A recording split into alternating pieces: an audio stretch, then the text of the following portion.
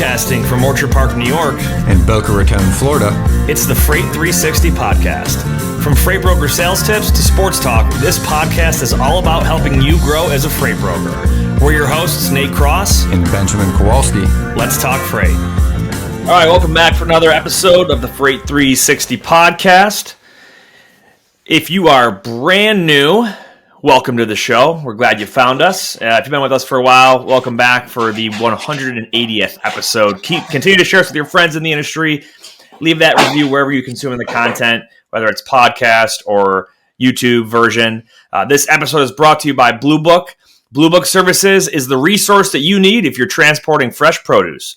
Their online database contains thousands of companies throughout the produce industry supply chain. You can easily search their database to generate new sales leads. And Blue Book's credit rating helps you avoid companies with high credit risk. Their team can also help resolve disputed loads. To learn more, go to producebluebook.com and click join today. That's producebluebook.com. I'm actually excited, Ben. We got a fun series with Blue Book coming up this year. Produce, lumber, looking at specific commodities as they come into season. It's going to be fun. It is. Lots and lots of prospecting content for those out there looking for new business, looking to grow their books of business and just make some more money. And there's going to be a lot of stuff for us to dig into in that topic. Yeah. I didn't realize. So, I knew Blue Book for their produce side. I never knew they had a lumber side. That was news to me when we met those guys last year. So same here. Pretty cool. Yeah, excited. Good stuff. Sports. I don't have anything much on sports. What about on the golf side? How about the Genesis Open? Yeah, they are in the Florida swing now. Honda Classics coming up, starts tomorrow. The practice rounds are now right up half hour, 40 minutes north of me. But last weekend, the Genesis Open, Jon Rahm ended up winning. But did you see any of the news articles about Tiger Woods or anything that kind of happened there? I have not. Well, it's kind of funny because the memes that day were like people were talking about whether or not he was going to make the cut. He had a really good day, I think, Thursday. I think he shot exactly what he needed to make the cut for the weekend, which was pretty cool. But the funny thing was his driving and his club speed were like well above, I think, almost the entire field, if not the entire field. And there's one hole where he outdrives JT, Justin Thomas, and the cameras catch him handing something to JT as he's kind of chuckling because he outdrove him like significantly. And they were kind of like laughing, and I guess he was ribbing him. And when they later clipped that out of the video and people blew it up and threw it on social media, he was handing him, we'll say, a feminine hygiene product that he was handing to JT after he outdrove him. And it was like super subtle, like, and the look he has on his face is just like this smirk, like the old man smirk to the younger guy. And it's just like, I don't know, I thought it was pretty funny. But there was a whole bunch of interviews after that, like, oh, is this offensive? And then they're interviewing all these LPGA players. We're like, no, it's probably just a joke amongst friends. Like, we're not really offended. And he put out a statement after it saying that he didn't mean to offend anybody in particular, but it was kind of comical. And good ammunition for your buddies if you're playing golf. I'm like, I feel like I'm going to throw one in my golf bag just in case that happens next year. I can just kind of rib my buddies. The one that I always did was like the Smirnoff Ice. You ever do that? You ice somebody? Huh. You surprise them with so Smirnoff Ice is it's like a murky, it's not clear, but it's not white. It's like a murky, like malt beverage. Like before like seltzers and stuff came out. Mm-hmm. And the whole thing is if somebody ices you, they basically hand you a Smirnoff Ice as like a joke, and you got to go down on one knee and chug it. I got it. So we'd always pack a couple Smirnoff Ices in our golf bag. So I even had a buddy in brokerage who sent one. We had a golf tournament, and everyone was icing each other. And then afterward, everyone goes back home, and my buddy mailed a Smirnoff Ice to this guy's like office in Utah or wherever it was, and he opened it up and was dying laughing, but took a picture or video of him down on one knee chugging it. So, well, I got a follow up for you too. You asked me about funny or crazy things about the Waste Management Open the week before, and about how it's like one of the rowdiest, I guess. We'll so call it like a drunk fest, I guess, where there's just more drinking and partying kind of. Well, there was a guy that was streaking on the 16th hole. I saw that. fantastic mullet, is doing it in like apparently, and I wish I could find the article that said what he was wearing, but he's wearing like bikini briefs, right? As he's doing this, he gets arrested. But what was funny was he was wearing like and I wish I could find the name of the company, whatever this company's underwear brand was, which is like an up and coming, I guess, brand on social media. That company paid his bail to get him out of jail, actually. So there was a news article that the streaker's bail was paid by the underwear company he was wearing when he actually I saw he made it like all the way to the water and jumped in. Yeah. That's funny. Wow. Yeah, that was what I had for sports. I thought that was pretty funny. Streaker bailed out by underwear company Shinesty. Shinesty was the name of the underwear company. And if you just Google it, it is a pretty comical image. I love it. Well, we got a good episode today. We're going to be talking about, we're zooming out here a little bit. We're going to be talking about how to, increase and optimize your sales through some less specific, but more broad lifestyle type thing. So we'll get into that here in a second. But first, let's give a shout out to our friends over at DAT, and we'll get into it. Tired of struggling to find accurate rates and the right carriers for your freight? With DAT1, you can access more than 500 million posted loads and trucks every year. That's 3 times more capacity than any other load board. Plus, their integrated freight management system makes it easy to cover loads 24/7. They have the most trusted network of carriers, brokers, and shippers in the industry. We've personally been using it for the better part of a decade. I know I have as well. Really excited. We got to dig in and get a demo on all their new products. There's some really cool stuff in there. So really anxious to dig into how that can be used and do some videos up and coming for people to dig into this. Take advantage of a free month of DAT1. Check out the show notes for a link where you can give us some credit for referring you over. It would be greatly appreciated if you're a fan of the show. Absolutely. Yeah, I liked it too. So we, that was just this morning. We went through that. Yeah. So some of the stuff that I never saw before that I've heard of is like the lane makers. And then Ratecast. So did you see, like, I was taking down notes when we were going through it. He was telling us their forecasted rates based on the algorithm and data that they use has been historically 95% accurate up to 1 year out. That's wild. Well, and what's cool, it blew my mind. I was like, how do you get that accurate? Yeah. Well, and then the other 2 features to just give our listeners a little bit of insight, like Lane Makers is a tool that basically, if you get a new lane from a shipper or a new customer, it happens constantly, right? You can go there, put that lane in, and what it'll do is it'll show you every carrier that has not only posted their truck on that lane, but also has searched for the loads on that lane. So you can literally get insight into what carriers were looking for these loads over the past few weeks or months or however period you want to set it up for, and look for the ones that have actually posted a truck there. So Again, your most likely place to call to find some capacity. Really cool. And also the RFP tool that is already rolled out, but will be rolled out more to people with, I think, that only have Ratecast for now.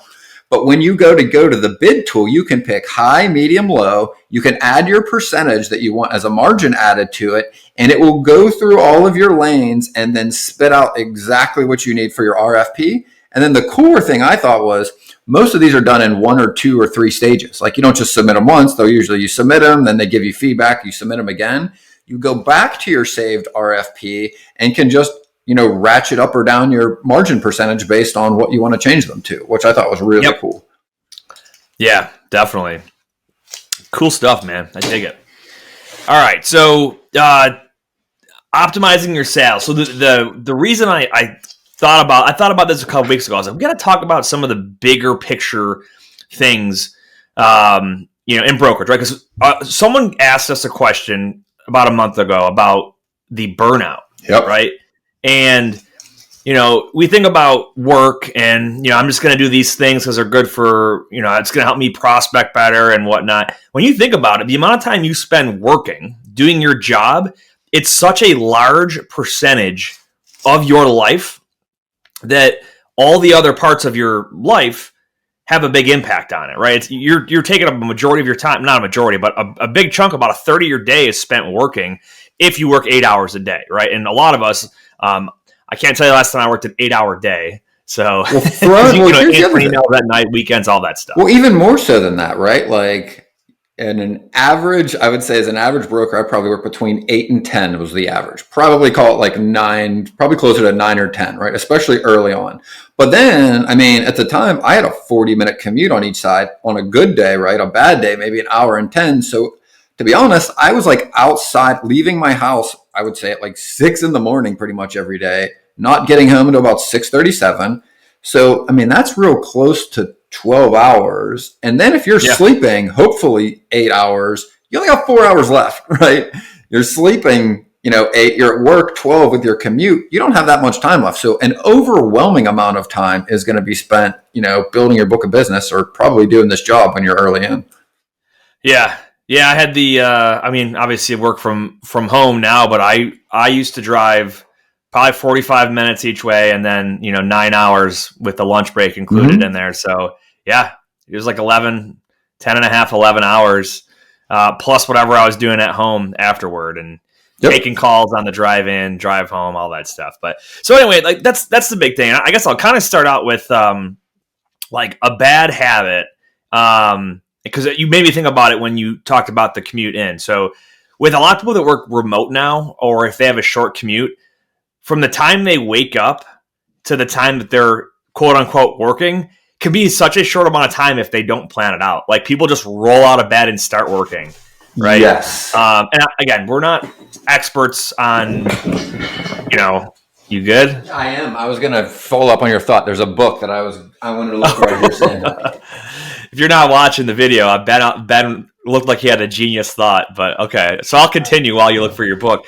But, I used to find that the commute to work helped me get my mindset right. And I was always big on, audiobooks or listening to podcast stuff like that, just to get my mind and my mental clarity in the right, headspace. Whereas it's very easy when you work from home just to wake up and get right to it.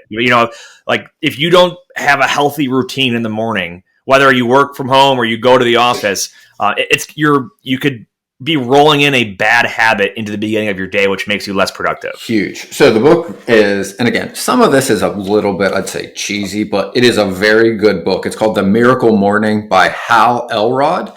But it really does talk all about the things that you do in the morning to set yourself up to have better mindset, better quality of life, better performance, better all of these things. And one of the biggest things they talk about is that you should absolutely not be doing what you just said. And furthermore, they said one of the biggest things that people do to start their day is as soon as they open their eyes, before they even go to the bathroom or grab a drink of water, what do you think the average person does now? Checking their phone. Worst thing you could do is to look at your email or jump on your phone, because that sets the tone for the day. And it starts the tone of already chasing and running and being anxious about the things you've got to do before you can even do them, right? Like if you got to go brush your teeth, do your morning routine, get a shower or whatever, your mind's already racing and you're already setting yourself up for anxiety, right? And that feeling of just unease. It is by far one of the worst things you could do. Yeah. So let's give a comparison, right? So if let's say you did not have access to your email from home, you woke up, you did your morning routine, got your cup of coffee, had breakfast. If you're a breakfast person, you drive into the office and boom, then you see a cluttered inbox, right? You're not thinking about, you're not thinking about any of that before you get there. You might know it's coming, but you don't know what's in the inbox versus we're all digitally connected from everywhere. Mm-hmm. So if you wake up and the first thing you see is like 40 emails and 20 of them are from a super important chain of something that happened overnight that, is bad. And you're like, I got to fix this. And then you hop right into it. Your body and your mind have not even had a chance to like wake up and get you in the right state of mind. So, and I want to talk about specifically that because there was a lot of research done on that during the pandemic where we went from exactly what you said, commuting to basically starting your day whenever you start your day, right? And one of the interesting things that I remember reading that really kind of shocked me was they looked back throughout all of civilized history and looked at the average commute time between when somebody woke up and when they got to work. And I mean, literally going back like through ancient Rome and ancient Greece. And what they found was even back then, when you walked or rode a horse or took a cart or however you got there, The average time has never changed. It's like 25 minutes, ends up being like the average commute from wherever we live to wherever we worked for almost all of human history. And they said the other interesting thing they found out was it just happens to be that when they started researching, it takes about that amount of time to transition your mental status from a home life to work life. It is a different mindset. There's different focuses. The way your brain operates in the context that it's in, it thinks differently. That's why a lot of the tips you saw early in the pandemic was have a dedicated workspace. Do not work where you relax, because your brain thinks of things differently based on what's around it, our surroundings. And if you are literally sitting in your living room, people have a hard time concentrating because your brain is going, oh, you got to do the laundry. Oh, did you clean out the fridge? Oh, hey, remember you got to, fold the laundry, cut your grass, because that's what your brain is used to doing when you're in that space. But when you're in the office, you're rare. Again, we still think about them time to time, but it's rarely the overwhelming need or anxiousness to try to do those things because of where you are. And they said one of the best things you can do if you're working from home is to try to create that artificially in your day. Meaning if you have to start your day at 8 o'clock, maybe take a walk around your block for 10 minutes before you start your day. Maybe go run on the treadmill, maybe walk your dog. Do anything you can that isn't a home task or a work task for about 15 to 20 minutes, and your mindset and your ability and all the anxiety around it goes down significantly, giving yourself that time to transition into the workday. Yeah, that's absolutely right. The whole separation between work and home can be a a lot of blurred lines, a lot of gray area. But I guess the big takeaway on that lifestyle and getting up and getting ready is we don't want to come into the office with a high level of anxiety, right? Those warning bells going off in your head that something is wrong and got to put this fire out. You want to go in there is perked up and energetic and as mentally clear as possible. Otherwise, your entire day is going to be followed on, is going to go based off of how you've set that starting tone right there. Here's two other really good ones for the morning. And if you want to learn more about why these are true, go to YouTube and look up Huberman Lab. The guy who puts them out is Andrew Huberman. He also has a podcast out there. He's a researcher. I forget, maybe Stanford or whatnot, but he researches this specific thing: psychology, physiology, why these things do what they do. And the two ones that have always stuck with me are the other thing people do when they first wake up is grab a cup of coffee first. And studies show, and you can find this on his channel, he explains why this is the case. But if you drink a cup of coffee an hour after you start your day, the way you metabolize caffeine, it lasts like 3 or 4 times as long. If you drink it right when you wake up, it only lasts like a half an hour to 45 minutes. The half-life is much shorter. As if you wait an hour and then have it, it lasts like 3 to 4 hours. That's interesting. The other one, and I've literally incorporated this, and it is noticeably different. The other one is your brain has a lot of cortisol in your system throughout the night when you sleep. It does other things. I don't know what, but they're important. But that's the same stress hormone. That's the same hormone that gives you anxiety. And most people report a lot of anxious feelings when they wake up, a lot of unease, exactly what we're talking about when you pick up the phone. And again, if you want to understand why this works, go listen to you can just throw it in YouTube and he'll explain it. But it's like how our brains are meant to transition is from sunlight. And they said the best thing you can do to wake up efficiently and effectively is to just walk outside and be in sunlight. If you can't, because it's cold outside, walk up to a window and literally just kind of be in the sunlight as much as you can, because your brain, that's how it transitions from sleep to day. And it's how it clears all of those things out of your system as fast as it can. So like 10 minutes of sunlight, wait another 45 minutes, have a cup of coffee is like ideally 2 things you can have to have just a much better day. I'm laughing because for those of you that live in an area like me in Buffalo, the winter months are awful because it is cloudy the majority of days. Mm-hmm. So even if I open up the blinds, like I'm looking outside right now and it's like, oh, there's snow on the ground. It's cold. It's gray. So those lamps help. They're not as good as the sun, but if you live in an area that is like that, or even farther north where your days are even shorter, they recommend having one of those in your office and turning that on, when you're starting your day, and just like reading the newspaper. Not that anyone reads a newspaper anymore, but reading a book or something other than getting into your computer first, and just being in that light helps tremendously with those things. Yeah. So I want to, I'll kind of transition the whole morning thing here, because health and fitness is in our part too. And again, we're, we talk about freight brokering, but a lot, like we said, a lot of what you do in your life is going to reflect on how you perform at work. So, for me, I'm like, some days I eat breakfast, some days I don't eat breakfast. It just depends on how I feel. But, I have too many times seen like colleagues or coworkers around me in the past that they're rushing to get to work. They're that person that's always 5 to 10 minutes late, and then they're trying to chow down some kind of food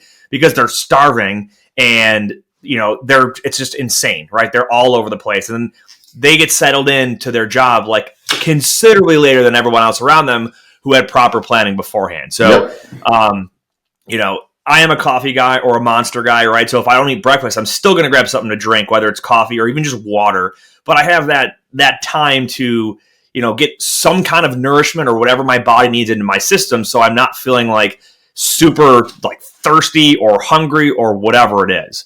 So also, I think by that, in that same Huberman lab, they say that the third thing is to drink a glass of water. So like if you do normally start your day by drinking coffee, what it's really doing to help you get up isn't the caffeine, it's the liquid. So if you drink like 8 ounces of water right when you wake up, rather than have your coffee and have it later, it does the exact same thing that coffee would have done anyway. But it does, to your point, help your body get started, like metabolizing something. Dude, I'm a bottle of water guy. So when I go to bed, I have a bottle of water on my nightstand. I usually have like just a couple sips before bed. It's there in case I wake up and I'm thirsty, if like it's super hot or something like that. And then in the morning, I usually down the entire thing. Whatever's left, I just down it. Yep. And brush teeth, go to the bathroom, take a shower, get some coffee at some point. Yeah. And I wanted to cover something real quick before we jump into like a little bit more of the fitness, mental clarity, but it's like sleep is really how you start your day. So your day doesn't really start when you decide to wake up. Your day really decides when you decide to go to bed the day before, right? So whatever your sleep number is, the more you can do to try to do some things that'll help with your sleep is going to do a tremendous amount for you the next day. Like, they said that if you could literally bottle up all of the benefits of sleep into a pill, it would be by far the best-selling drug ever, because it's the Swiss Army knife of how our body fixes everything, managing stress, fixing that's wrong, helping with health. So whatever that number is that you need to sleep, doing that consistently, keeping your bedtime consistent every day of the week, including the weekends, does tremendous amounts for how you start your day, how much energy you have. Like if you get 30% less than what you normally get, it's like something like the equivalent of like working all day after having like 3 or 4 cocktails. Like it's something crazy, just like how bad it is to not get that amount of sleep every day. And we all kind of know it, but we all also don't really track the quality of sleep. We also just kind of track the quantity. So wearing any sleep tracker, I think, is fantastic. I've been wearing one for years, and I literally read that every morning. I'm like, hey, how much deep sleep, how much REM sleep, when did I fall asleep, and when did I go to bed? And just trying to manage that, because everyone knows how you feel when you don't get a good night's rest, right? The whole day is shit. If Apple could just make their Apple Watch have a longer battery life, because I got to charge mine every night. Otherwise, I used to do it, though. I used to do it with like Fitbit. I used to do it with like apps on the phone. Yeah, but I agree. Sleep's huge. So I got listed here like health, fitness, whatever. I'm going to start with like time management, kind of how you break your day up, right? So what I have found, and it took years to get this locked down, and then switching to a working remote thing, I had to refigure it out. I find that myself personally, I can work in certain chunks of time before I need change of space or scenery, change of pace, whatever that is, right? And I think that time is probably different for everybody. I know some people are like, I can do 4 hours and then I need to do take a break. Yep. For me, it's like an hour and a half to 2 hours. Tends to be like my morning. I get a whole bunch of stuff done in like maybe 2.5 hours. And then as soon as I'm caught up and I've got a break in my day, I'm like almost every single day religiously right around like 11 heading to the gym. And I go get a workout in for anywhere from like 30 to 45 minutes. Some days it's cardio, some days it's lifting some weights, some days it's a little bit of both. But it's a routine of mine. If I can do that, I do it every single day. And I think it's not just the health aspect to it. There is like my mind gets in such a good place. And I make it a point, like unless my phone rings and it's something urgent, I'm not checking my email at that point. Sure, I might send a couple texts or whatever, but I am trying to focus on something at the same time as, getting my workout in. So that might be an audiobook, a podcast. It could be just some music if I'm trying to get pumped up for something, whatever it might be.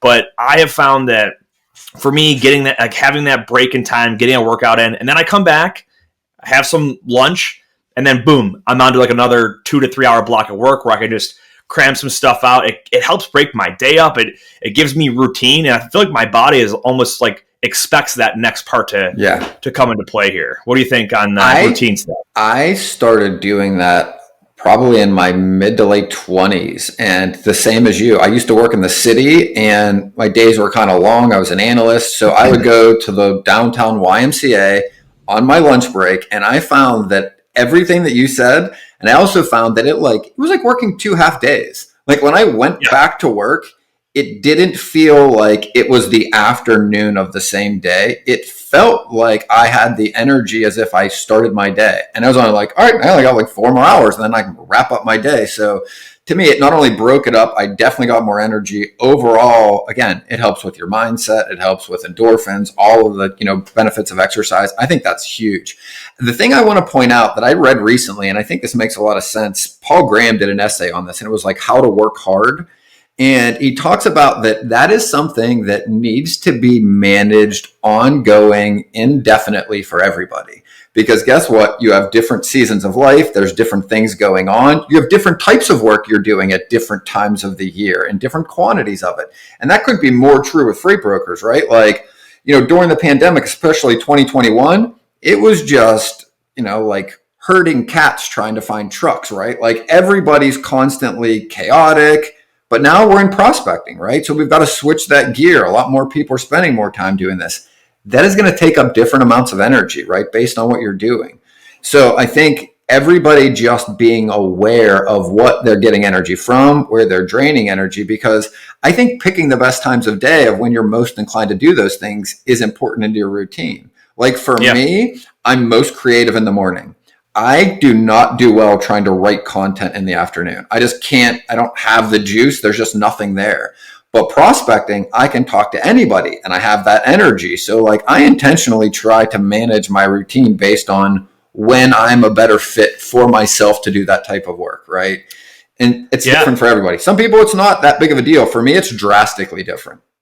Yeah. So like for me, I have found that I get a lot of analytical stuff in the morning, and I that's why I do a lot in the morning. Then after the gym, at gym, lunch, whatever, that's like when I'm like ready. That the majority of my phone calls and meetings all happen in the afternoon because I'm energetic, I'm feeling creative, I'm feeling, just feeling good. Mm-hmm. And even like I've gone through periods of time where I'm on the phone for 4 hours in an afternoon or in meetings, calls, whatever. I have to break that up. It could be an hour and I'm burnt out and I'm like when I worked in an office, it was like, all right, I'm going to go take a lap outside, or I'm going to go walk around the warehouse, around the office, just something, right? To give myself a little bit of a pause and then recharge back into it. And now at home, I have a dedicated office space in my house.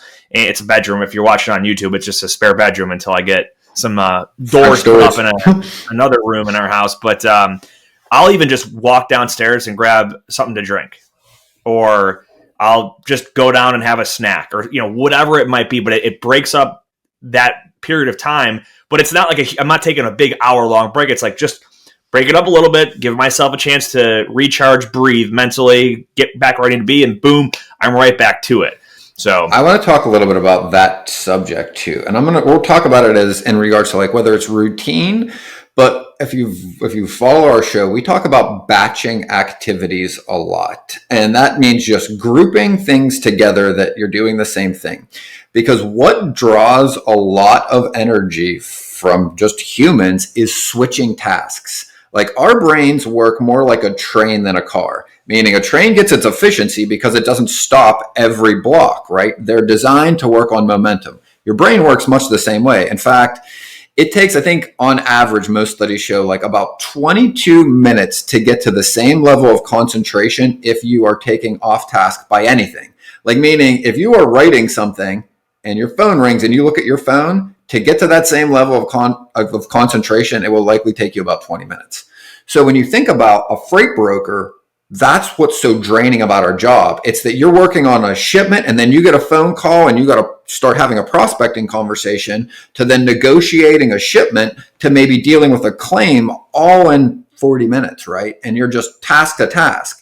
So when and if you can batch the things that you're intentionally going to do in a day, it is a huge energy saver and it helps you with your efficiency. So when you're prospecting, right, that means just calling leads, not searching for leads, then calling leads. That is switching tasks. You will burn way more energy alternating them than just grouping them together and doing them all the way through. And that's everything for a freight broker. So if you're making your check calls in the morning, do all of them together. If you're sending out emails to all of your customers, do all of them together before you go to the next thing. If you can, right? If you're doing your load postings, do all of them together. Don't post one, then call somebody, then post this, then do this. That is just a recipe for being exhausted every single day. Yeah. Yeah, no, I completely agree with you. And again, we're not telling you that if you don't follow this to a T, you're going to fail. The goal is to have some intentionality behind it, because there's going to be the days that there is some fire that has to get put out, or something's going to take priority, even if you're in the middle of another task, right? Mm-hmm. If you've got a double broker situation, you're trying to figure out who's the actual carrier, any of the details associated with that, and you've got to give your customer updates. Well, as soon as you get an update, you're going to stop whatever you're doing and hop on that, because that's the urgent priority, and that's totally good. That's what you should do. The whole point here is to have some sort of game plan and take intentional steps to just maximize how efficient you can be with your job. Because if you're just dialing all day long and you don't take a break, or you don't have your work chopped up into blocks, you will get burnt out. You will come to resent this industry. And I think that's honestly why a lot of companies have high turnover, is they just tell these reps, like, you will make 100 calls per day and you will have X amount of talk time. And they don't coach them on like the best way to be able to reach that goal without burning out along the way. I remember like the first month of just making, trying to make 50 calls a day. And I was like, all right, the faster I get it done, the faster I can switch to another task. And I by lunch, I was like, this day sucks. You know what I mean? And I just broken it up. And it took me time to figure out what that routine was. But you don't want to get in that, put yourself in a position where you're going to end up hating what you do. And I think this is really good, not segue, it's kind of the same topic, is like what advice we can give to people that are in the prospecting stage, right? Where you are doing this the bulk of your time, right? Newer brokers, you just started, you're in your first couple months of business, or in the first year, you should be doing a lot of this, right? And you mentioned a lot of them. One of them is taking breaks, right? Like when I was prospecting and doing exactly what you're saying, like I would probably about every hour, I was going to go take a walk around the building for 5-10 minutes. Because that was how I could clear my head. That's how I could maintain my energy. Maybe a 2-hour block, but like periodically doing exactly what you said, walking around. The other thing I think that helps a ton with that is having an accountability partner, or just anybody to prospect with. Because like the thing I think that is energy, like if getting rejected is going to drain your energy, right? One of the things that I've always felt replenished it is being able to commiserate in some ways with anybody doing the same thing, right? Because then it doesn't seem like you're all alone, or that like, for me, it just felt like when someone else is going through the same thing and I could go walk around the building with a guy prospecting next to me and we all just kind of talked about who we called, it felt like I would get energy from it because you knew that somebody else was going through it with you, right? And I don't know why that works or why that is important, but every time I'm prospecting, even if I'm on a Zoom call with someone else that is even like, I have clients that are prospecting in a different industry. They can't even hear me. But just knowing that someone is going through it, I feel makes it also a little less frustrating and a little less, I don't know, hard. Yeah, I mean, I think there's something to be said about the human thirst to be part of a community. And, as simple as like just having people around you or to be able to talk, kind of like debrief and recharge just by, decompressing after that activity. And it makes me think about just other ways to recharge in general. I think, unless you got anything else on that, but I wanted to get to like how to use your time off. Yeah.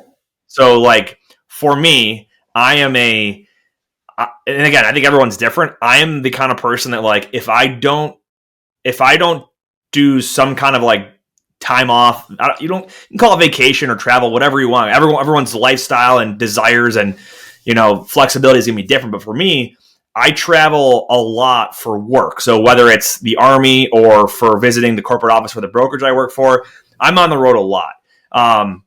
If I don't go and spend time outside of my house doing enjoyable things that are not work related, I would burn out and I would crash and burn. It'd be terrible. So I love to do like a weekend away or a night away, go for a walk outside when it's nice in the summer, vacations. Like I have every year around the springtime, being a remote worker, I've got family in Florida. I go stay with my mom or with other family down there for an extended period of time. It's not all vacation. There are some, I'll take days off and I'll go to the beach or like go to, we've gone to Disney World and stuff like that. But I've like stayed at my mom's and set up a little office area in her house or in her condo that she's got there. And boom, I'll work there. And guess what? It's a lot more fun to be able to go walk around when there's palm trees, Ben, than snow up here in Buffalo. So, some people that might be going for a bike ride. Some people that might be going hiking. And for me, I love sunshine, warm weather, and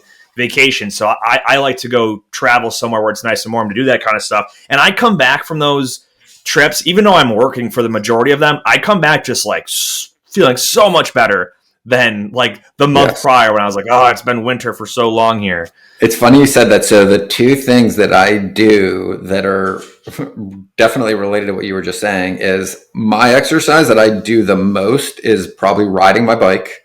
And where I ride it to is to the ocean. And again, I don't like go and hang out there because it's like I got 45 minutes or an hour, but just riding it there, looking at it, right, and turning around sometimes coming back again, that's where I get energy from. I come back, I listen to a podcast or something, and I'm like fired up. I got some insight or some new approach that I want to try. And like that to me is a huge, and I think there's another way that you can also kind of tie these together is like, a lot of the things that Nate talked about are goals of people out there, right? Like I want to go to Disney World next year. I want to go travel with my family for a couple of weeks. I want to go spend time in a warmer climate.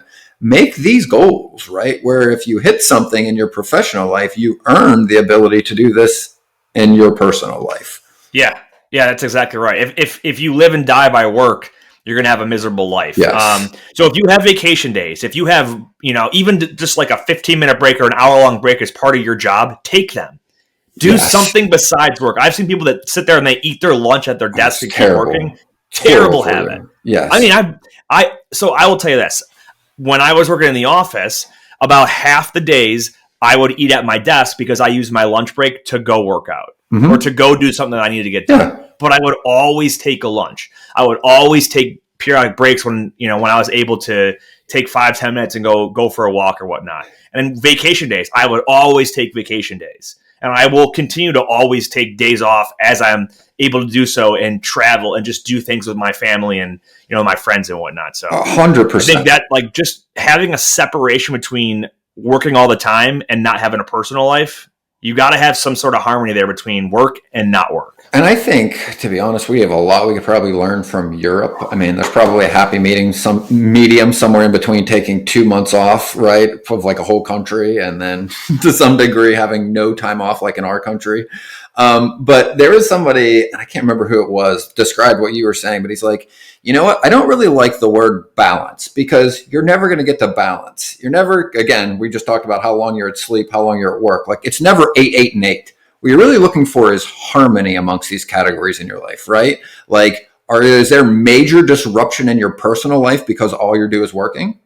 Are you never getting enough sleep because you're spending a ton of time hanging out and going to bars late and then working all day and you're just not sleeping? So where is the harmony not at, right? Because again, a way better, I think, analogy is like a symphony, right? Sometimes you're going to have a lot more percussion. Sometimes you'll have more of this. It doesn't really matter what you have. What you want to make sure is you don't have conflict amongst these categories where one is suffering dramatically at the expense of the other. Yeah, I think, and I heard this explained recently in a way that was kind of cool. The guy said, people talk about work-life balance, and it's not really balance. 'Cause when you think about balance, it's two opposing forces that equal each other, right? Whereas it's more so harmony or, synchronization, where they're not pulling against each other, fighting against each other, but they have to all be able to blend together to fill up the amount of time in your day. So, but yeah, I agree. And again, it's going to be different on some times in life versus others. Like when I'm on the road traveling for work, I spend far more time doing work than I do when I'm at home, right? Because my family's not there, right? What else? And I'm going to take advantage of the time that I have there, whether we have a, someone from out of town come in and meet us there as well. And there's a dinner or some kind of event afterward involved, or it's just, hey, I will stay at the office later and get work done because what else am I going to do besides, go out and eat a hot chicken sandwich in Nashville and listen to country music when I go there. So, but it's, but when I'm at home, like I'm not going to work till 8 o'clock because when I'm done working, then that's the time I get to spend with my family and my kids. So good stuff. You got any other tips on this?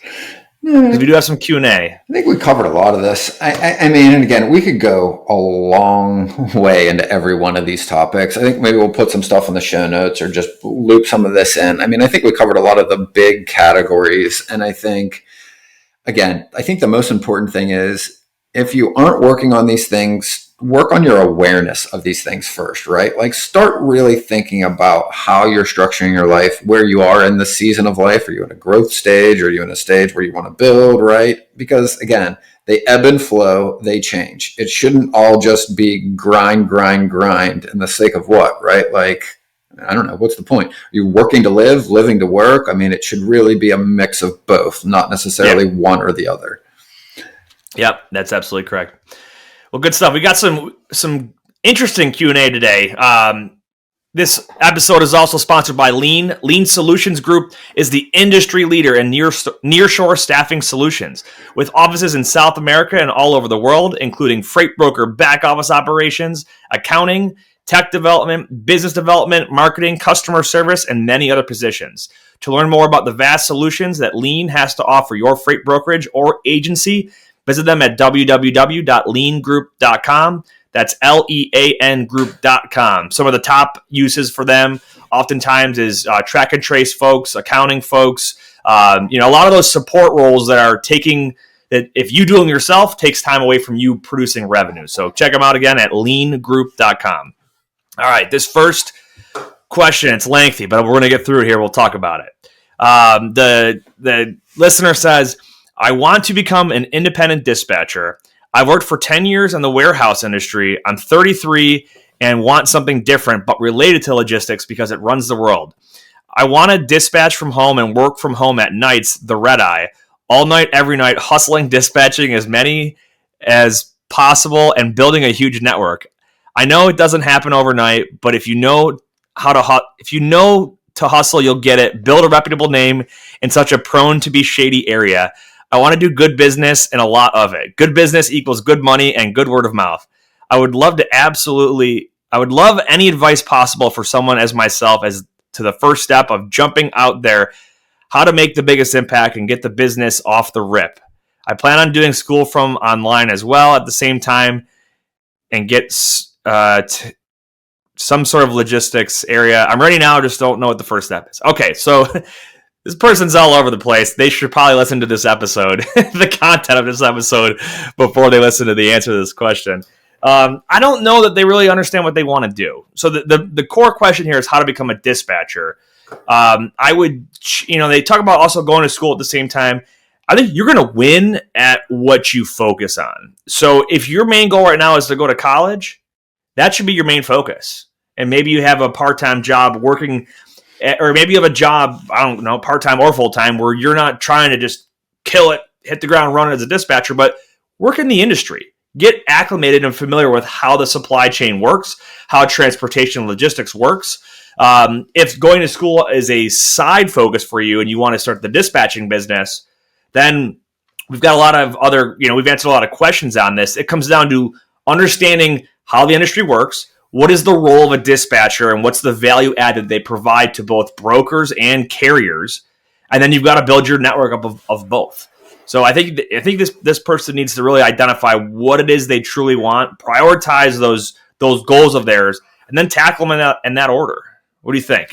I know it was kind of a mouthful. Yeah, I think the same. I mean, one, it's pretty difficult to only work nights as a dispatcher. I mean, you could probably do it. I mean, I definitely have worked with dispatchers that have full-time jobs and do that on the side. One I've worked with the longest actually does that, but she definitely also takes calls during the day to deal with issues and to help with things. So I don't really know that it's possible that you could just work the night shift without having that be a hindrance to the growth of your business, right? Because again, if you're calling out to develop good business and to have good work ethic and have good referral sources, you've got to be available. And to be available, you can't have all of these other things impeding in your time, to your point.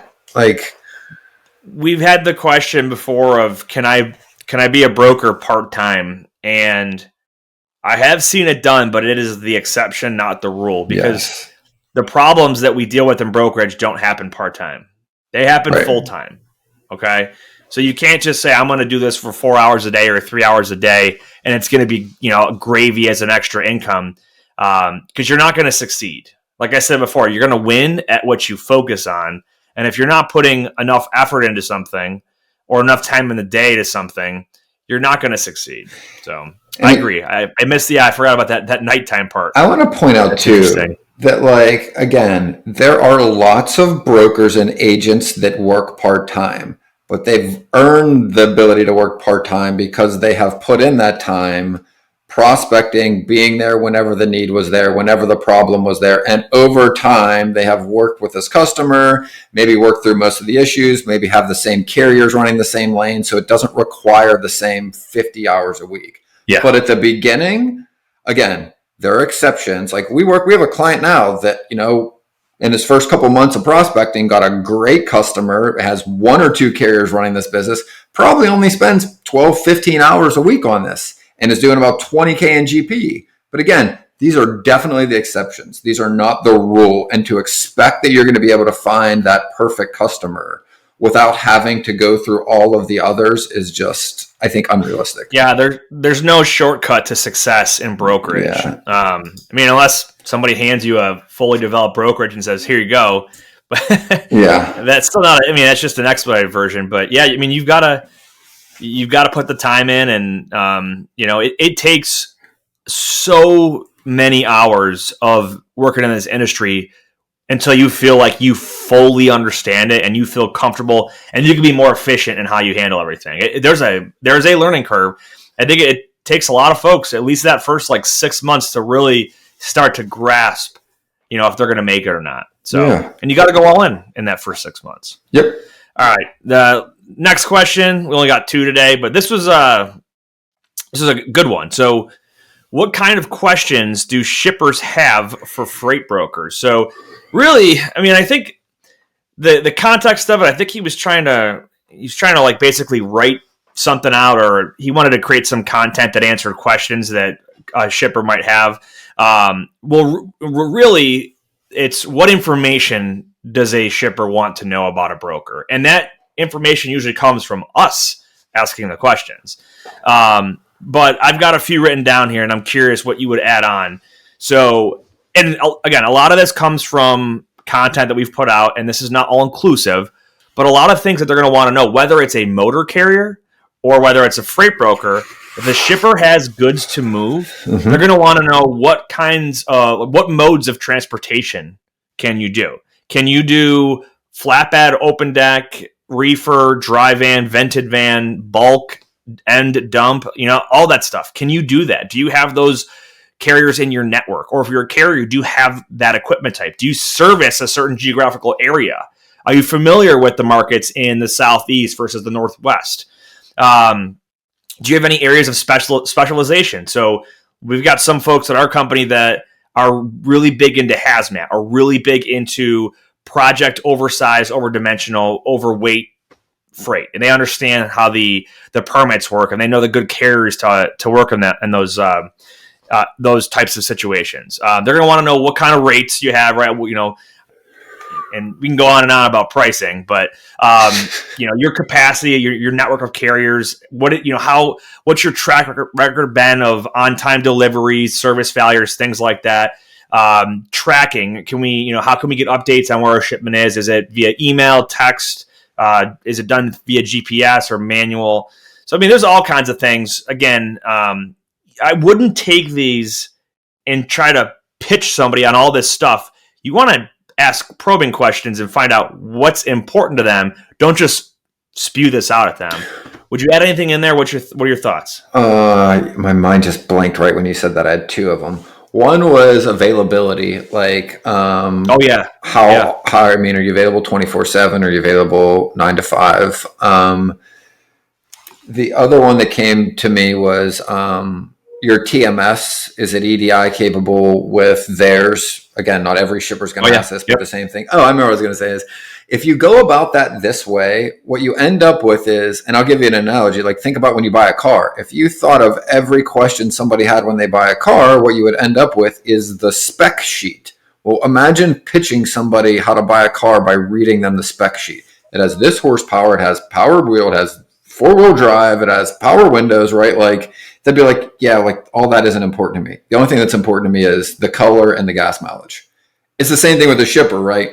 Whatever their need is what's important. The rest of it doesn't matter. And the only way you can find out what that need is to, most importantly, establish trust and rapport, and then ask the question or try to uncover the need. Because if you try to do that before you have trust or any type of rapport with them, like you're just a call out of nowhere with somebody they don't know, don't trust, and they're going to tell you they don't need anything, whether there's a need or not. Yeah. Like, for example, the rate versus how quick can you do it thing. Yeah. You get some commodities where they're like, dude, this just has to get there. I don't care what it costs. Yep. Don't rip me off, but just can you get it there on time? Or they might be like, we only have X amount in our budget for transportation. So if we need to wait 3 days to find a truck at a reasonable price, we will. Yep. And if that's the case, and you try to pitch them on, speedy delivery, they're like, I don't care about speedy delivery. Like, it doesn't make a difference to us. Yep. So, yeah, good stuff. Interesting. But yeah, again, you should be asking questions and opening up those ears and listening, not just spewing out the spec sheet for why your brokerage is so great. God gave you. I like that analogy with the car. God gave you 2 ears and 1 mouth. Use them proportionately. That's right. That's exactly right. Well, good stuff. Good episode here. We're going to be doing. I know we mentioned Blue Book earlier, so I think we're going to have 6 episodes this year. We're going to do a couple on lumber. We're going to do one on produce, and then the other 3 are going to be specific to produce commodities that are in season at the time of the episode.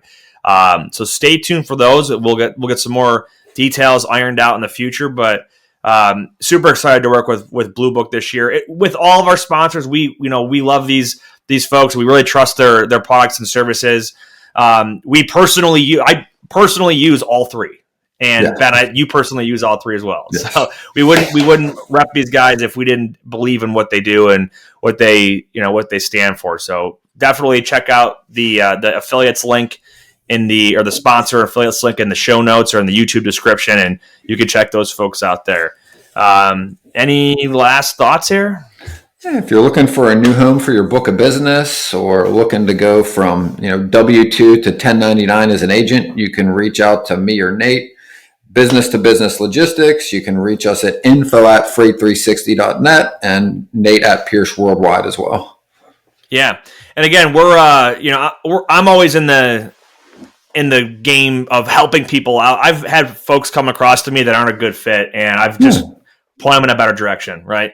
The big thing with, the agent world is every agent-based company is a little bit different, and not everybody is, really based on what they want for their job.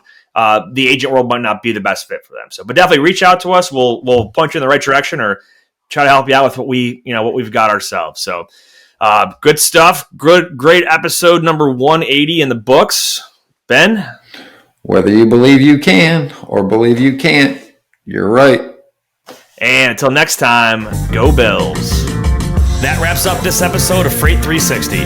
Check out the show notes for links to anything that we've referenced on this episode. And make sure to visit us online at freight360.net to see our entire library of episodes, videos, blogs, and more.